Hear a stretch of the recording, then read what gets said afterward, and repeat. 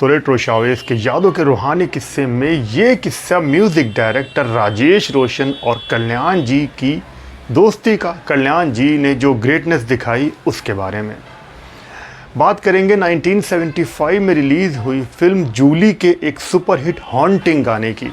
इसको लिखा था आनंद बख्शी ने और इस गीत को बहुत ही अच्छे से राजेश रोशन ने कंपोज कर लिया था। ट्यून बनकर रेडी हो गई थी। अब राजेश रोशन चाहते थे कि इस गाने को लता मंगेशकर ही गाएं। वो लता मंगेशकर जी के पास गए, इस गाने की बात की और रिकॉर्डिंग का वक्त भी तय हो गया। ये गाना था ये रातें नई पुरानी, आते जाते कहती हैं कोई कहानी।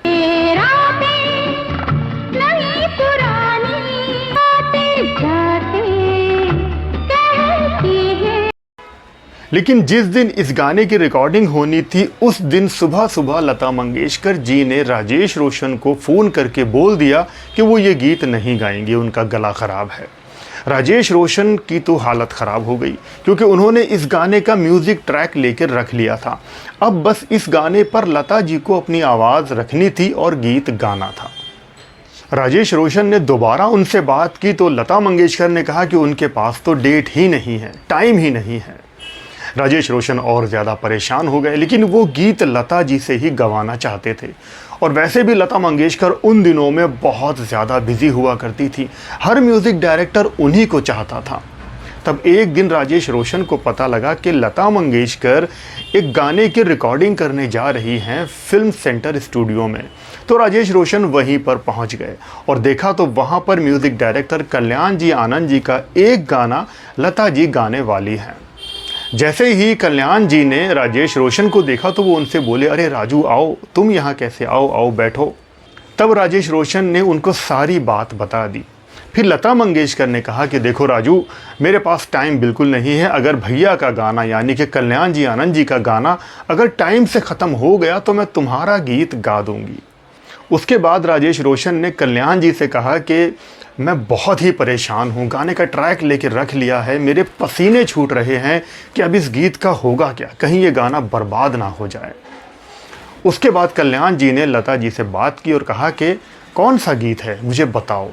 लता जी ने कहा कि ये फिल्म जूली का गाना है, ये रातें नई पुरानी, आते जाते कहती है कोई कहानी। तब कल्याण जी ने कहा कि चलो ना इस गाने को रिकॉर्ड करते हैं। लता जी, मैं आपके साथ राजेश रोशन के साथ उनके स्टूडियो चलता हूं और इस गाने को रिकॉर्ड करते हैं। चलो आज साथ में करते हैं, इस गाने को मैं रिकॉर्ड करूंगा। ये सुनकर तो राजेश रोशन एकदम खुश नज़र आए क्योंकि वो उन दिनों में इंडस्ट्री में नए नए थे और इतने बड़े म्यूज़िक डायरेक्टर उनकी हेल्प कर रहे थे। ये एक बहुत बड़ी ग्रेटनेस, एक जेन्युइननेस और एक बहुत बड़ी बात थी कल्याण जी की, जो कि अपने एक प्रतिद्वंदी, अपने एक कॉम्पिटिटर के साथ वो उनका गीत रिकॉर्ड करने जा रहे थे। तब तीनों लोग गाड़ी में बैठकर पहुंच गए फेमस स्टूडियो जहां पर राजेश रोशन इस गाने को रिकॉर्ड करने वाले थे। तब कल्याण जी ने राजेश रोशन से कहा कि राजू, तुम कहां बैठते हो जब गाना रिकॉर्ड होता है। तो राजू ने यानी कि राजेश रोशन ने कहा कि वो मेरी सीट है, मैं वहां बैठता हूँ। तो कल्याण जी ने कहा कि यहाँ पर मैं बैठूँगा और गाने को रिकॉर्ड करते हैं। उसके बाद लता जी के पास भी टाइम था तो उन्होंने भी इस गाने को रिकॉर्ड करना शुरू कर दिया और कल्याण जी वहाँ पर बैठ गए, गाने में इंस्ट्रक्शन देते रहे और गाना रिकॉर्ड होना शुरू हो गया। लेकिन राजेश रोशन की टेंशन बढ़ती जा रही थी। उनको लग रहा था कि गाने का म्यूज़िक ट्रैक उन्होंने पहले लिया हुआ है, इस पर लता जी की आवाज़ आ रही है तो ऐसा लग रहा है जैसे गाने का म्यूज़िक दब सा गया है। और राजेश रोशन रिकॉर्डिंग के बीच में अपने रिकॉर्डिस्ट और रिकॉर्डिंग वालों से कहते थे कि थोड़ा सा कोरस को बढ़ा दो, जो पीछे लोग गाते हैं उनकी आवाज़ को, उनके वॉल्यूम को बढ़ा दो। लेकिन सबका यही कहना था कि अब कुछ नहीं हो सकता, लता जी की आवाज़ इस पे आ चुकी है, कोरस का वॉल्यूम बढ़ नहीं सकता। राजेश रोशन बड़े ही अपसेट नज़र आ रहे थे, उनको लग रहा था कि उनका एक बेहतरीन गाना ख़राब हो चुका है। लेकिन फाइनली ये गीत रिकॉर्ड हो गया। कल्याण जी ने पूरा साथ दिया राजेश रोशन का।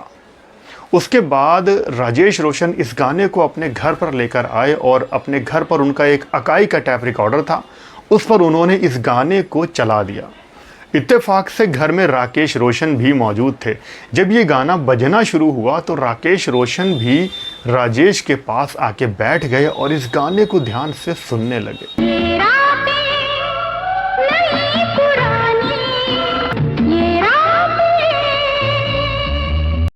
गाना जब ख़त्म हो गया तो राकेश रोशन ने अपने कान पकड़ लिए और कहा कि अरे बाप रे, ये क्या गाना बना दिया, क्या गा दिया लता जी ने।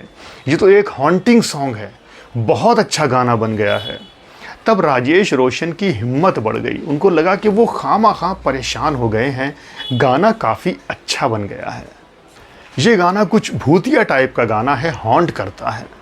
उसके बाद इस गाने को फिल्म में रखा गया, गाना बहुत ही पसंद किया गया था। इस गाने का पिक्चराइजेशन बहुत अच्छा था।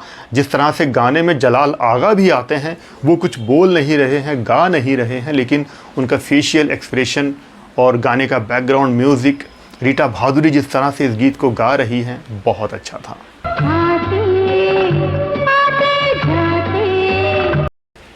उसके फिर बहुत सालों बाद एक दिन लता मंगेशकर जी का फ़ोन आता है राजेश रोशन को और वो उनसे कहती हैं कि राजू, आज मैं तुम्हें दिल से शुक्रिया बोलना चाहती हूँ। तुमने मुझसे बहुत अच्छे गीत गवाए हैं, लेकिन ये एक गीत जो तुमने मुझे दिया था, ये रातें नई पुरानी, इसके लिए मैं तुम्हारा दिल से थैंक्स करना चाहती हूँ, क्योंकि ये बहुत ही शानदार गीत है और मेरे फेवरेट गीतों में से एक है। तो इस तरह से ये यादगार गीत बना। इस किस्से को भी राजेश रोशन जी ने अपने एक लेटेस्ट इंटरव्यू में शेयर किया है। तो ये इन्फॉर्मेशन आपको कैसी लगी ज़रूर बताइएगा। वीडियो पसंद आया हो तो वीडियो को लाइक कर देना, चैनल पे नए हो तो सब्सक्राइब कर लेना। आप लोग अपना बहुत बहुत ख्याल रखें और देखते रहें रेट्रो शोज़। जय भारत, जय हिंद।